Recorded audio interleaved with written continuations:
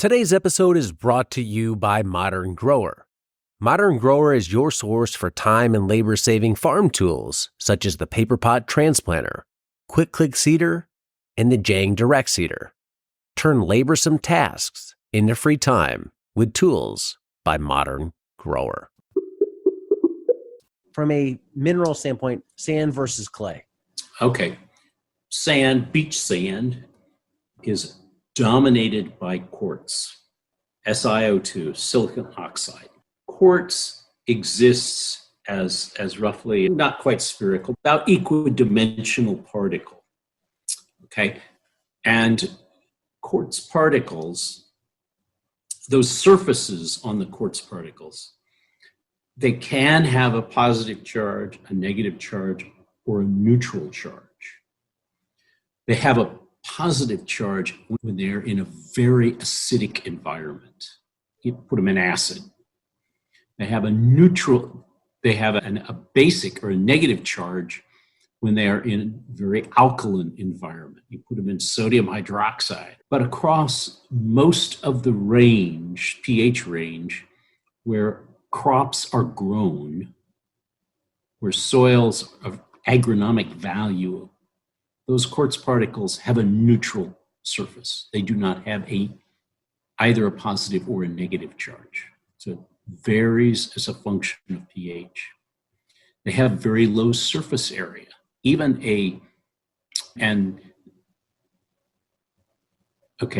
So if you look at the mineralogy, it's dominantly quartz. There are other minerals in there. There are minerals called feldspars and a number of other phases. But by and large, sand is hugely dominated by quartz. Okay.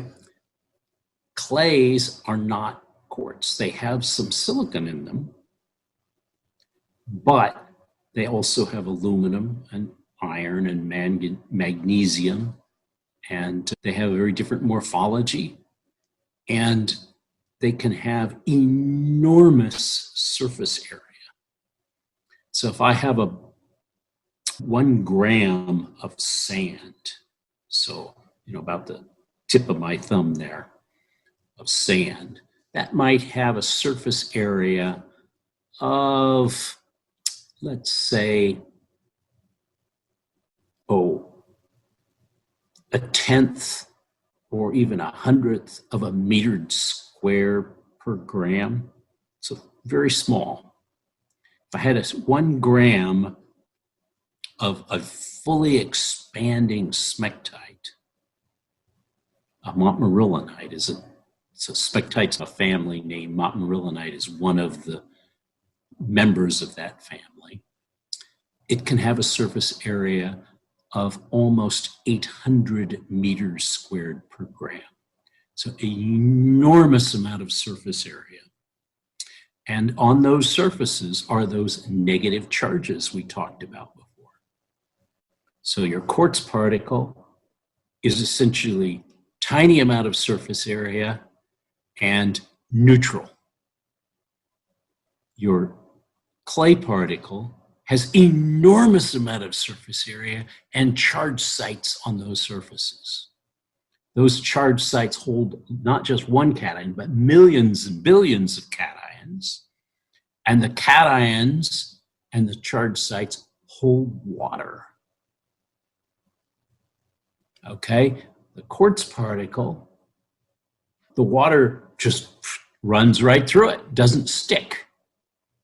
The clay particle, the water forms a nice film of water around it that encompasses those cations and those charged surfaces. If we took a quartz particle and we round it down to make it equal size of a clay particle, so size was no different, would they both have similar surface area, or would the clay still have a lot more surface area, and if so, why? Okay, so this really gets to a very complicated question of what is particle size. We operationally define it by a method that we use to measure particle particle size. We put some soil in a tube with water, and we disperse it till it's a nice, uniform, homogeneous, and then we measure the density of it with a hydrometer, one of those things you measure the sugar content of a wine or the alcohol content of a wine. And we measure that as a function of time. And of course, the sand particles settle out first to the bottom of that tube. And then the silt particles, which are different size between sand and clay, settle out. And then clay stays in suspension for a longer period of time. And so we put a model together, a mathematical algorithm that assumes that those particles are perfect spheres with a certain density to it, and how fast would they settle. The reality is that quartz behaves about we would expect it to in our mathematical model. By the way, that model is called Stokes' law. It defines how fast a particle of a certain size and density settles in water. But clays, because they are very thin and have very wide surfaces, they actually settle more like a parachute. Okay? They don't, you drop a rock and it goes down, you drop a parachute or a leaf and it goes down very slowly. And this is because of the shape. So you say that they are less than 2 micron particle size. That's a clay, right? That's how we define it. But that means what we call equivalent spherical diameter. Okay? Reality is you can have smectites that are tens of microns across, bigger than your silt particles, but they will settle much more slowly because they behave like a parachute. So when we say particle size, it gets confusing as to what you really mean. Are you talking about equivalent spherical diameter, or are you talking about the actual physical dimension of the particle? And if you're talking about the physical dimension, are you talking about it in the XY plane or in the Z plane? Because they can be extremely thin, like a sheet of paper, literally. Just imagine a sheet of paper floating in there. Very thin, but big XY direction. So to get back and try and answer your question, if we could grind a quartz particle down, and we can, it would increase the surface area, but nowhere near as much as you have with these smectites. Furthermore, what would happen is that the quartz would dissolve very quickly.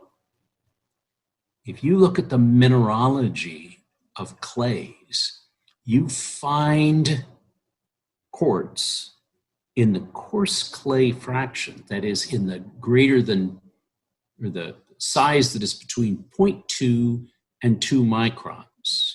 You'll find quartz there, but you won't find quartz in the less than 0.2 micron fraction. Okay? However, these smectites, because they behave like a parachute, so if you use equivalent spherical diameter, they are all less than this 0.2 microns.